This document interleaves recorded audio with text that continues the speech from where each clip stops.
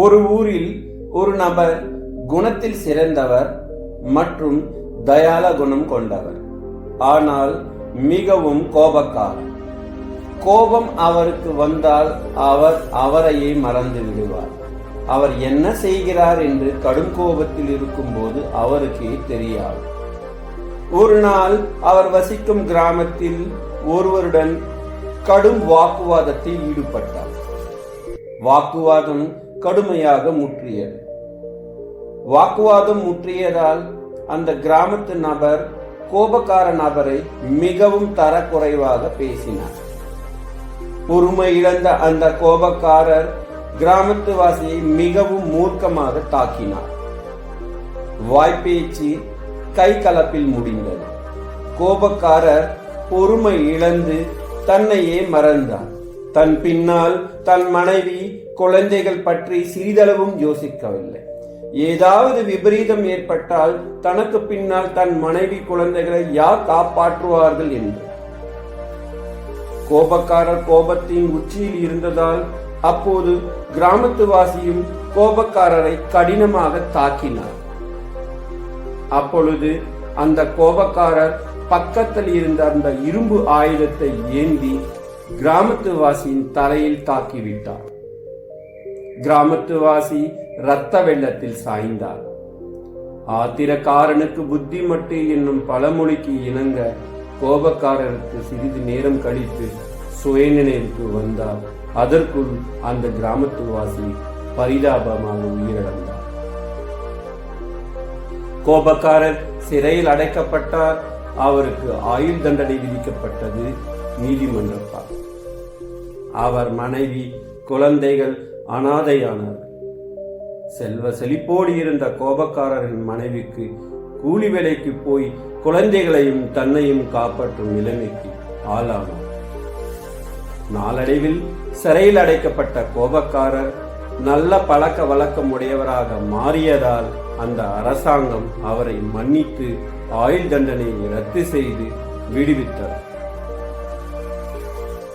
கடும் கொலை குற்றவாளியாக தண்டிக்கப்பட்டு சிறைக்கு போன அந்த நபர் ஒரு நல்ல திருந்திய மனிதனாக, கோபத்தின் விளைவுகளை அறிந்தவராக சிறையிலிருந்து வெளியே வந்தார்.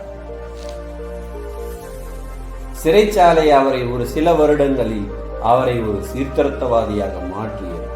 எனவே நாம் சிறைச்சாலையை ஒரு சீர்திருத்த சாலையாக சொல்லுகிறோம்.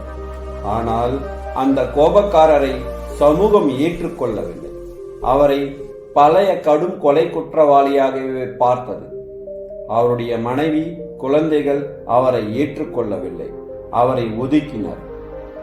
அந்த கோபக்காரர் அனாதையானார். வாழ்க்கையில் திருந்திய எனக்கு வாழ இந்த உலகத்தில் இடமே இல்லையா கடவுளே என்று அழத் தொடங்கினார். அந்த நேரத்தில் அந்த வழியாக ஒரு பித்தப்பிச்சு வந்தார். கோபக்காரர் மனமுடைந்து தேம்பி தேம்பி அழுவதை பார்த்தார் அந்த புத்தப்பிச்சு.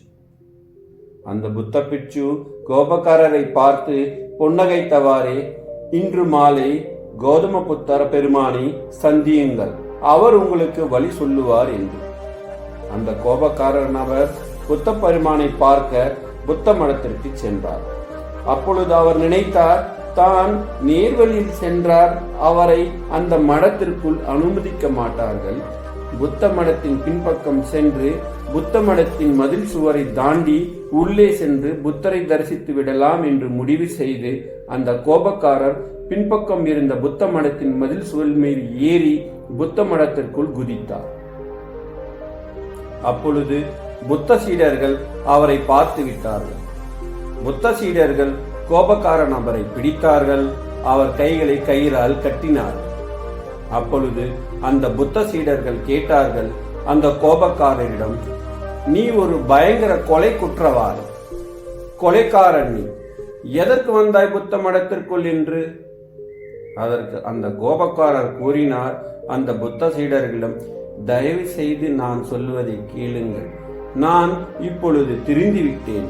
என்னை சமூகம் ஏற்றுக்கொள்ளவில்லை. என் மனைவி குழந்தைகள் என்னை ஏற்றுக்கொள்ளவில்லை. என்னால் அவர்களுக்கு சமுதாயத்தில் தனிக்குழிவு மற்றும் அவமானம் அடைந்ததால் என்னை புறக்கணிக்கிறார்கள். எனவே நான் சந்நியாசியாக மாறி விரும்பித்தான் இந்த புத்த மடத்திற்குள் உள்ளே நுழைந்தேன் என்று. அவர் நிலைமையை எண்ணி வருந்திய புத்த சீடர்கள் அவரை விடுவித்து வருங்கால ஜோதிடர் சொல்லும் தீர்க்கதரிசி சாத்திரபுத்தரிடம் அழைத்துச் சென்றனர். அவரிடம் புத்த சீடர்கள் கோபக்காரரின் கதையை சுருக்கமாக கூறினர். புத்த சீடர்கள் சாத்திரபுத்தரிடம் கேட்டனர், இந்த கோபக்கார குற்றவாளி இனி வரும் நாட்களில் திருந்தி சந்நியாசியாக மாறி வாழ வழி இருக்கிறதா இல்லையா என்று ஜோதிடம் கணித்து பார்க்க சொன்னார். சாத்திரபுத்திரன் ஜோதிடம் பார்த்தார். அப்பொழுது அந்த தீர்க்கதரிசி ஜோதிடர் சாத்திரபுத்திரன் புத்த சீடர்களை பார்த்து கூறினார், இவன் ஒரு கோப குற்றவாளி, கொலை செய்திருக்கிறான், சிறை சென்று இருக்கிறான், சமுதாயத்தில் அவமானப்பட்டு இருக்கிறான். இவன் தலையில் கொலை குற்றவாளி என்னும் முத்திரை குத்தப்பட்டு விட்டான். இனி இவன் இப்படியேத்தான் இருப்பான், ஒருபோதும் மாற வாய்ப்பே கிடையாது. இனி இவன் சந்நியாசி ஆக முடியாது, இவனை திருப்பி அனுப்புங்கள் என்று சாத்திரபுத்திரன் புத்த சீடர்களை பார்த்து கூறிவிட்டார். ஆனால் அந்த கோபக்காரர் அதை ஏற்றுக்கொள்ளவில்லை, தன் நம்பிக்கையை இழந்தவில்லை. எப்படியாவது வாழ்க்கையில் மீண்டும் தன்னுடைய பழைய இடத்திற்கு திரும்ப வேண்டும் என்று சபதம் பூண்டார். அந்த கோபக்காரர் புத்த சீடர்களிடம் தன்னை ஒரே ஒரு முறை மட்டும் கௌதம புத்த பெருமானை சந்திக்க அனுமதி அளியுங்கள் என்று கெஞ்சி கேட்டார். புத்த சீடர்கள் அவரை பரிதாபமாக பார்த்தனர் மற்றும் அவரை அனுமதி அளித்து புத்த பெருமானிடம் அழைத்துச் சென்றனர். அந்த கோபக்காரன் புத்த பெருமானிடம் நடந்தவற்றை மிகவும் சுருக்கமாக கூறி, தான் இனி திருந்தி சந்நியாசியாக மாறி சமுதாயத்திற்கு தொண்டு செய்வதையே இனி எதிர்காலத்தின் லட்சியமாக கருதுகிறேன். இதன் மூலம் நான் செய்யும் பாவங்களுக்கு பிராயஷ்டம் அடைவேன் என்று புத்த பெருமான் புன்னகைத்தவாறே கூறினார், நீ எப்பொழுதும் உன் தவறை உணர்ந்து நல்வழியில் வந்து விட்டாயோ அப்பொழுதே உன் வாழ்க்கையின் பாதை மாறிவிட்டது. இனி உன் எதிர்காலம் பிரகாசிக்கும் என்று கூறினார். இதை அந்த தீர்க்கதரிசி சாத்திரபுத்திரன் ஏற்றுக்கொள்ளவில்லை. அவர் புத்த பெருமானிடம் வாக்குவாதம் செய்ய துவங்கினார். நீங்கள் எப்படி சொல்கிறீர்கள்? அவன் நல்லவனாக மாறிவிட்டான், அவன் வாழ்க்கையில் பிரகாசிக்கும் இனி வரும் நாளில் என்று நான் ஜோதிடம் கணித்தேன். அவன் ஒரு கொலை குற்றவாளி, சமுதாயத்தில் அவமானம் அடைந்தவன், கொலைக்காரன் என்று முத்திரை பதித்தவன். அவன் இனி நல்வழியில் வாழ இடமில்லை என்று நான் தீர்க்கணித்து அவனை திரும்ப போகச் சொன்னேன். ஆனால் நீங்கள் அவரை மன்னித்து சந்நியாசியாக மாற அனுமதி கொடுத்து விட்டீர்கள். ஜோதிடர் மீண்டும் தொடர்ந்தார், உங்களுக்கு என் மீதுள்ள ஜோதிடத்தின் மீது நம்பிக்கை இல்லை என்று. கடும் கோபத்தில் அந்த தீர்க்கதரிசி ஜோதிடர் சாத்திரபுத்திரன் புத்தபெருமானிடம் கூறினார். அதற்கு புத்த பெருமான் பெல்லிய நகைப்புடன் கூறத் தொடங்கினார் அந்த தீர்க்கதரிசியிடம், தீர்க்கதரிசியே, நீ அந்த கோபக்காரனின் கடந்த வாழ்க்கையை எண்ணி பார்த்து ஜோதிடம் பார்த்தார். நான் அவன் எதிர்காலத்தை பார்த்து அவனுடைய ஜோதிடம் கணித்தேன் என்று. அந்த தீர்க்கதரிசி ஜோதிடர் தன் தவறை உணர்ந்தார், மன்னிப்பு கேட்டார் புத்த பெருமான். வணக்கம் நேயர்களே, நான் உங்கள் வாழ்க்கை கூட்டாளி Suresh Radhakrishnan. Welcome to life sign 777. நேயர்களே, நான் இந்த ஷார்ட் ஸ்டோரி கூறியதில் மைய கருத்து ஒன்றே ஒன்று மட்டும்தான். கடவுள் நம்மை ஆறறிவு உடையவர்களாக, எல்லாவற்றையும் யூகிக்கும் தன்மை கொண்டவர்களாக படைத்தார். இந்த உலகத்தில் யாரும் கொலைக்காரனாகவோ தீய எண்ணம் கொண்டவனாகவோ பிறப்பதில்லை. எல்லோரும் நல்ல குணம் உடையவர்களாக தாம் பிறக்கிறோம் இந்த உலகத்தில். ஆனால் நம் வாழ்க்கை சூழ்நிலையால் நம் வாழ்க்கை மாறிவிடுகிறது.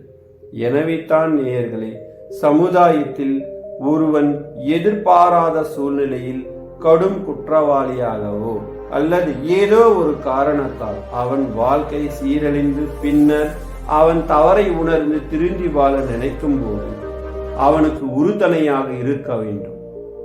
அவனுக்கு திரும்பி வாழ இந்த சமுதாயம் ஒரு சந்தர்ப்பத்தை உருவாக்கி தர வேண்டும். வாழ்க்கையில் நாம் ஏதோ ஒரு காரணத்தால் நாம் நம்மை அறியாமல் அல்லது உணர்ச்சிகளை அடக்க முடியாமல் தவறு செய்து விடுகிறோம். ஆனால் அதையே நினைத்து வாழ்வில் இருப்பதால் பயனில்லை. அதை மறந்து அவர்களை சமுதாயத்தில் திருந்தி நல்லபடியாக வாழ இடம் தர வேண்டும். இதுவே என் கருத்து. வணக்கம் நேயர்களே. இந்த வீடியோ உங்களுக்கு பிடித்திருந்தால் தயவு செய்து எனக்கு ஆதரவு கொடுங்கள். சப்ஸ்கிரைப் செய்து ஷேர் செய்யுங்கள். வணக்கம் நேயர்களே. So my question to you is, a journey from Rameshwaram to Rashtrapati Bhavan is indeed a great achievement which no one can think of. You are giving a lecture now. What is the question? Sir, I would like to hear from you a few tips for the upcoming generation to succeed in life. Well, succeed in life, I have already told you.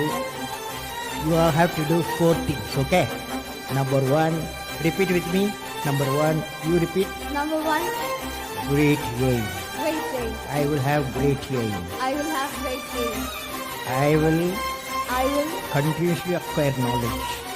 Continuously acquire knowledge. continuously acquire knowledge. Oh, I will do hard work. I will do hard work. I will persevere I will persevere and succeed. and succeed. Okay, that's the mantra. Thank you, sir. Thank you so much.